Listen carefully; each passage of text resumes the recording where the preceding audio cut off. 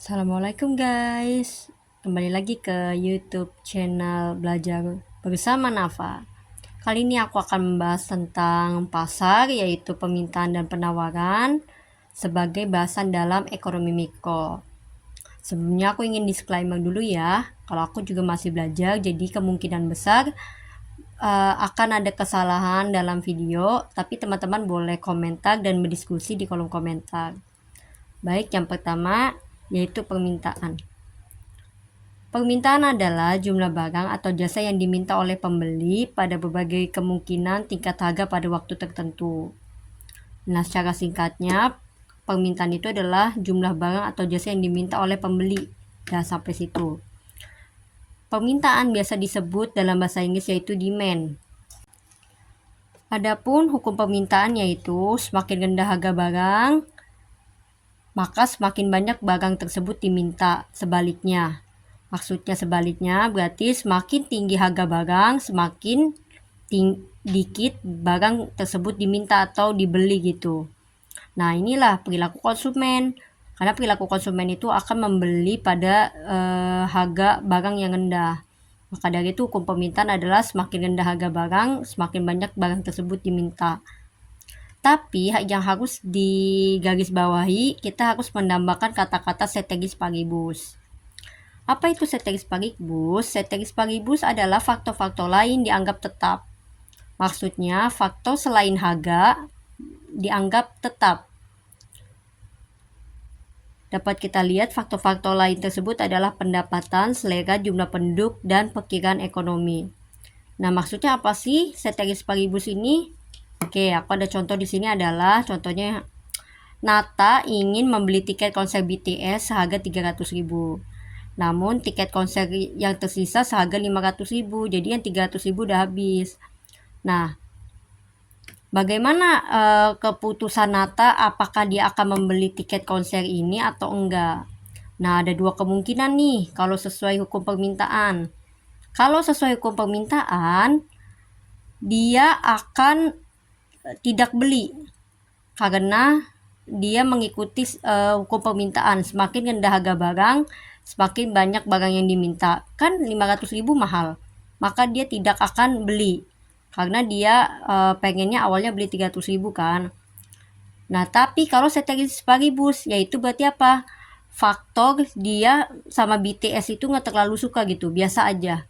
Tapi kalau misalnya si Nata ini fans beratnya BTS, harga 500.000 ini akan tetap dia beli karena dia sangat suka. Nah, maka dari sini kita dapat simpulkan, hukum permintaan ini tidak berlaku jika ada faktor-faktor lain yang mempengaruhi. Dalam kasus ini, hukum permintaan tidak mempengaruhi si Nata apabila Nata ini sangat suka BTS atau memiliki selera yang tinggi terhadap BTS. Seperti itu. Nah, maksudnya faktor-faktor lain ini bagaimana pengaruhnya terhadap demand? Oke, kita akan jelaskan. Pertama, pendapatan. Dia berpengaruh positif terhadap permintaan karena semakin orang memiliki pendapatan yang tinggi, maka demand-nya akan tinggi. Dia cenderung ingin konsumsi banyak karena dia punya uang. Kedua, selera. Selera berpengaruh positif terhadap demand. Jadi semakin orang suka barang itu, maka akan melakukan permintaan yang tinggi. Berikutnya, jumlah penduduk. Jika jumlah penduduk makin banyak, maka permintaan akan barang itu akan meningkat gitu. Misalnya contoh, kenapa permintaan beras tiap tahun di Indonesia meningkat? Ya karena jumlah penduduk Indonesia itu tiap tahun meningkat, maka permintaan beras selalu meningkat tiap tahunnya. Lalu berikutnya untuk perkiraan ekonomi, ini dia bisa berpengaruh positif atau negatif. Misalnya perkiraan ekonomi, perkiraan ekonomi kita itu adalah inflasi. Misalnya bulan depan diperkirakan BBM akan naik. Nah, karena ada perkiraan harga BBM naik, di masa sekarang orang akan cenderung membeli BBM secara banyak. Karena kan bulan depan naik nih, maka pada cenderung membeli sekarang dengan harga yang masih murah. Itu. Nah, lalu berarti apa yang dapat disimpulkan dari hukum permintaan? Berarti harga akan mempengaruhi kuantitas permintaan. Harga ini price, P ini price, Q ini kuantitas. Untuk kurvanya, kurva demand itu adalah berslope atau memiliki kemiringan negatif. Nah, mengapa negatif? Karena sesuai hukumnya. Hukumnya itu kan saat harga naik, maka kuantitas turun. Saat harga turun, kuantitas naik. Ada berlawanan gitu, makanya dia negatif. Tuh. Lalu untuk fungsi permintaannya adalah QD ini menunjukkan kuantitas demand, berarti permintaan.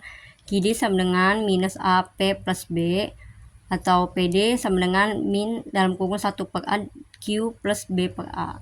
A koefisien, B konstanta. Tuh. Nah, lalu bagaimana pergeseran kurva permintaan? Pergeseran kurva permintaan ada dua, ada movement along curve sama shifting to the left atau right gitu. Oke, yang pertama, movement along curve. Movement along curve ini artinya berarti di sepanjang kurva.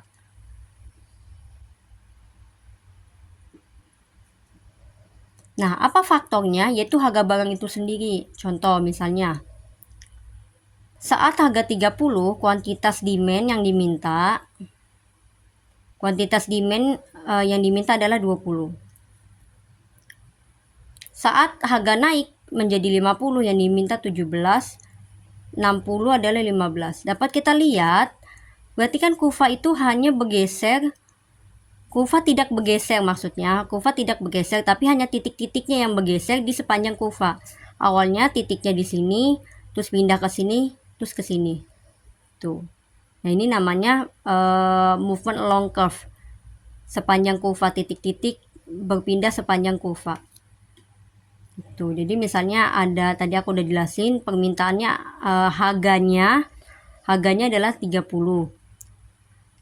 Kuantitasnya 20. Nah, saat harga naik, maka kan kuantitasnya akan berkurang kan yang diminta. Nah, sama nih, ini juga titik-titiknya akan geser. Nah, ini namanya movement along curve.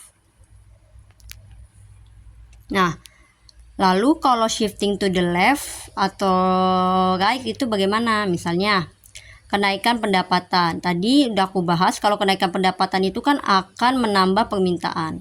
Maka dari itu, apa? Ya, benar.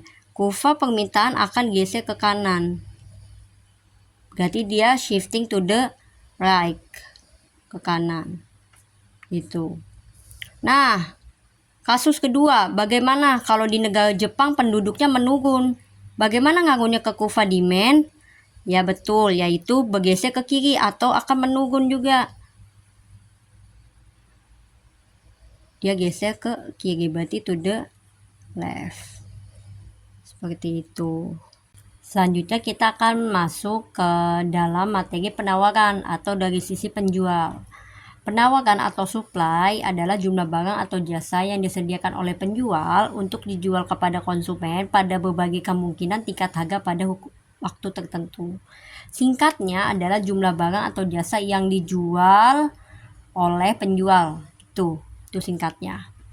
Nah, hukum penawaran apa? Hukum penawaran adalah semakin tinggi harga barang, semakin banyak barang tersebut ditawarkan atau dijual. Ya, memang seperti itu karena produsen itu kan pengen laba yang tinggi ya, maka saat harga barangnya mahal, dia akan jual sebanyak-banyak mungkin. Sebaliknya juga seperti itu, kalau harganya lagi rendah, dia akan jualnya juga rendah gitu. Semakin rendah harga barang, maka semakin dikit barang yang ditawarkan. Lagi-lagi yaitu ceteris paribus atau faktor-faktor selain harga dianggap tetap. Faktor-faktor lain itu apa? Biaya produksi, teknologi, jumlah perusahaan, seperti itu. Ada contoh di sini. Pak Dika seorang produsen kembang api. Saat menuju Lebaran, harga kembang api meningkat. Nah, kira-kira apakah Pak Dika, ada dua kemungkinan nih. Pak Dika akan menambah produksi kembang api atau tetap, gitu kan. Sesuai hukum penawaran, harusnya Pak Dika itu adalah menambah produksi karena harga lagi naik tuh, harga kembang api lagi meningkat. Tapi Tapi itu kalau ceteris paribus, misalnya Pak Dika menghadapi keadaan harga kembang api yang meningkat, tapi biaya produksinya juga meningkat, BP-nya juga meningkat. Jadi harga kembang api meningkat, tapi biaya produksi juga meningkat. Nah, maka kemungkinan jika Pak Dika mengalami hal ini, dia akan tetap gitu, tidak menambah produksi. Jadi hukum penawaran tidak berlaku di Pak Dika karena ada faktor lain yaitu biaya produksinya naik. Seperti itu. Nah, oke, kita bisa lihat di faktor-faktor lain ini biaya produksi. Biaya produksi ini berpengaruh negatif terhadap penawaran. Kalau biaya produksi naik, maka penawaran akan turun. Karena kayak harga bahan baku mahal, biaya gaji karyawan naik, itu akan mengurangi keuntungan dari seorang penjual. Jadi pasti penawaran cenderung akan turun gitu. Teknologi dia berpengaruh positif karena teknologi yang canggih, yang baik akan bisa membuat produksi banyak gitu. Kalau kita tahu ya Cina itu kenapa sih dia produksi apapun selalu banyak? Karena dia punya teknologi yang tinggi, yang bagus. Ketiga, jumlah perusahaan dia berpengaruh positif. Semakin banyak produsen di pasar atau semakin banyak yang jual, berarti penawaran juga banyak. Seperti itu.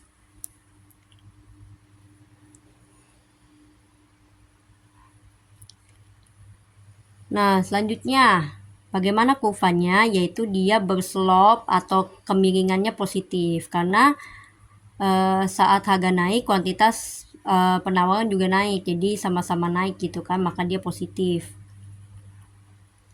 Untuk fungsi penawaran ini, Q sama dengan AP min B, atau juga bisa fungsi P sama dengan 1 per A kali Q plus B per A, atau P sama dengan Q plus B per A.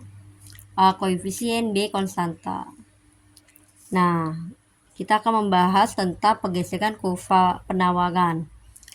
Sama seperti kurva permintaan, ada dua bentuk pergeseran kurva penawaran. Yang pertama, movement along curve, maksudnya perubahan di titik-titik sepanjang kurva. Contohnya apa? Dapat kita lihat saat harga 50, kuantitas penawarannya 20, saat 100 menjadi 60. Nah, ini kan berarti dia bergerak kan dari titik sini ke titik sini.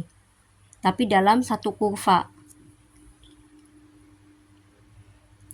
Nah, berikutnya ada shifting to the left atau right, ke kiri atau ke kanan. Shifting itu bergeser ke kiri atau ke kanan. Misalnya ada teknologi nih. Tadi kan teknologi bersifat positif, maka saat ada teknologi, supply akan geser ke kanan. Atau semakin banyak gitu supply-nya. Berikutnya, gimana kalau di pasar itu perusahaan menurun atau produsennya banyak yang keluar dari pasar, maka kurva supply akan geser ke kiri karena berkurang kan penawarannya. Oke, berikutnya kita akan belajar tentang menghitung fungsi permintaan dan penawaran. Rumusnya sama sih, baik permintaan dan penawaran rumusnya satu, yaitu P min P1 per P2 min P1 sama dengan Q min Q1 per Q2 min Q1. Oke, langsung aja kita ke contoh soal. Ini contoh soalnya. P 100, 110, 140, 160, 180. Kenapa P-nya 1? Ya karena pasti harga di pasar itu baik penjual dan pembeli itu mengetahuinya itu pasti sama berlaku di penjual atau pembeli. Nah, kalau untuk kuantitas demand, kuantitas supply-nya pasti berbeda gitu kan. Kuantitas demand berarti kuantitas permintaan, kuantitas supply berarti kuantitas penawaran. Oke, ada soal, buatlah fungsi permintaan, buatlah kurva permintaan. Kalau permintaan berarti kita pakai KID, kuantitas demand.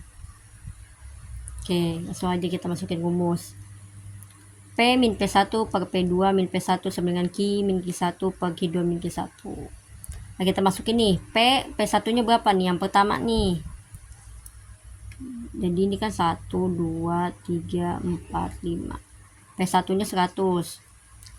P min 100 dibagi P2 nya 120 dikurang 100 sama dengan Q minus, lihat kita pakai KID ya, berarti min 100 per Q2 nya berapa, yaitu 80.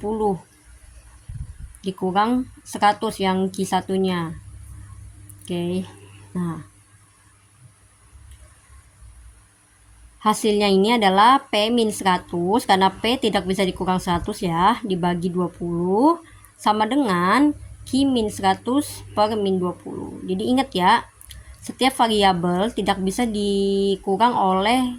bisa dioperasikan oleh konstanta. Tuh. Oke, dapat kita hitung seperti ini. Kalau udah ketemu di sini, kita harus melakukan kali silang gitu, kali nyebrang. Oke, dari sini dulu misalnya ya. Min 20 dikali P. 11 min 20 kali P, min 20 dikali min 100. Oke, min 20 dikali P adalah minus 20P. Sekarang min 20 dikali min 100. Min dikali min positif, berarti plus 2000 sama dengan 20 dikali Q, 11 juga 20 Q,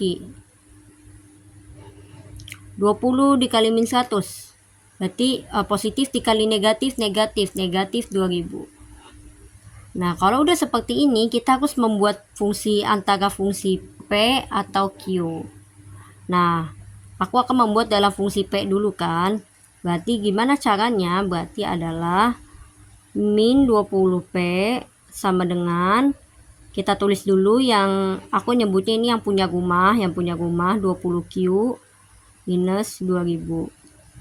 Nah, kenapa aku buat P ini sendiri? Supaya bisa jadi fungsi P gitu. Lalu 2000-nya dikemanain? Yaitu pindah ruas. 2000 ini pindah ruas ke kanan, dari kiri ke kanan. Kalau pindah ruas berarti tandanya berubah jadi minus 2000. Jadi 2000 ini aku akan pindahkan ruas ke sini kan. Nah, kalau pindah ruas berarti berubah tanda nih, dari awalnya positif jadi negatif.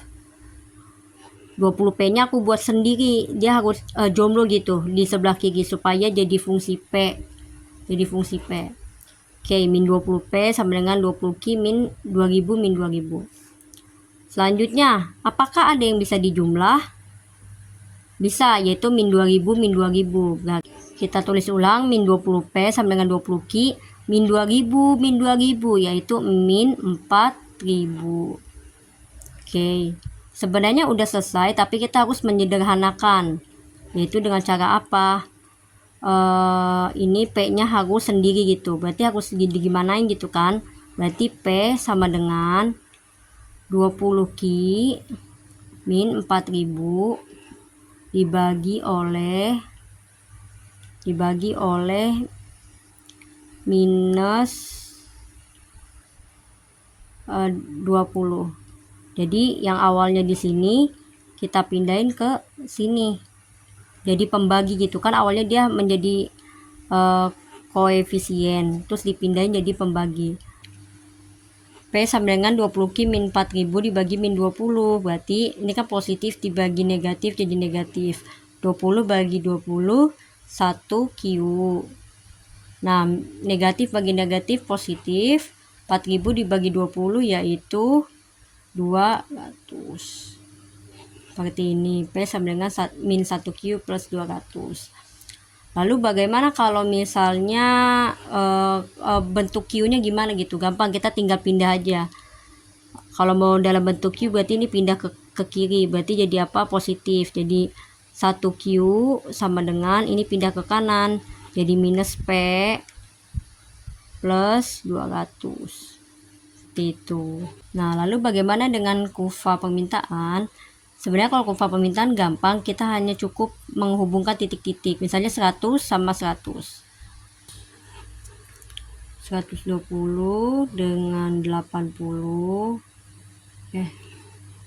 140 dengan 60. 160 dengan 40. 180 dengan 20. Sesuai tabel yang di sini. Titik-titik dihubungkan. Lebih baik kalau memakai penggaris. Nah, di kurva-nya. Berikutnya kita akan memasuki materi keseimbangan pasar. Keseimbangan pasar adalah harga dan kuantitas keseimbangan yang terbentuk dari kesepakatan pembeli dan penjual. Misalnya kalau di pasar itu ada tawar menawar, nah inilah si keseimbangan pasar ini. Jadi penjual dan pembelinya sepakat nih untuk harga dan jumlah barangnya gitu. Nah, oke, cara melihat keseimbangan pasar gimana? Yang pertama lihat di tabel. Lihat nih, ada yang sama kuantitas demand dan kuantitas supply-nya, berarti ini keseimbangannya. Atau bahasa Inggrisnya adalah keseimbangan itu equilibrium. Selanjutnya bisa juga dilihat di kurva. Jadi kalau ada perpotongan kurva demand dan supply, kan ada perpotongan nih. Terus ada titiknya kan di sini. Nah, ini namanya titik keseimbangan. Menghasilkan harga keseimbangan dan kuantitas keseimbangan.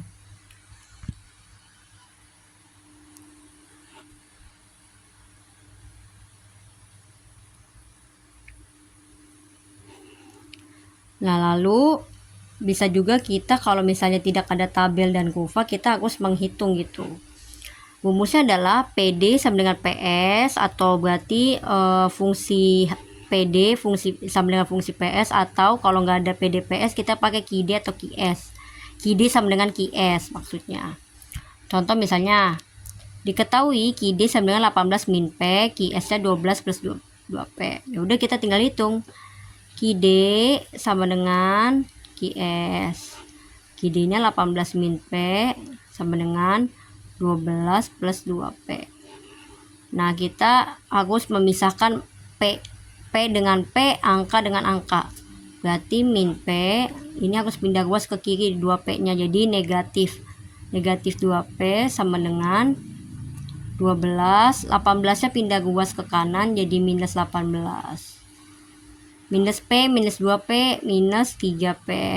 Karena P ini 1 ya, jadi minus 1P dikurang minus 1P, minus 2P, minus 3P sama dengan 12 kurang 18 adalah minus 6. P sama dengan min 6 dibagi min 3, yaitu 2. Nah, ini adalah harga keseimbangan. Nah, ingat, keseimbangan itu ada dua, harga dan kuantitas. Nah, bagaimana cara mencari kuantitas keseimbangan? Kita harus memasukkan P ini ke dalam QD atau QS. Oke, aku akan masukin ke dalam QD deh. QD sama dengan 18 min P. Berarti 18 dikurang berapa P-nya? Kita dapat 2. 18 kurang 2 sama dengan 16. Oke, coba kita buat kurva dari P2 sama Q16 ini. Q keseimbangan, Q bintang, P keseimbangan, P bintang. Berarti kalau dibuat kurvanya, ini demand, ini supply, titiknya inilah. Berarti Q-nya 16, P-nya adalah 2.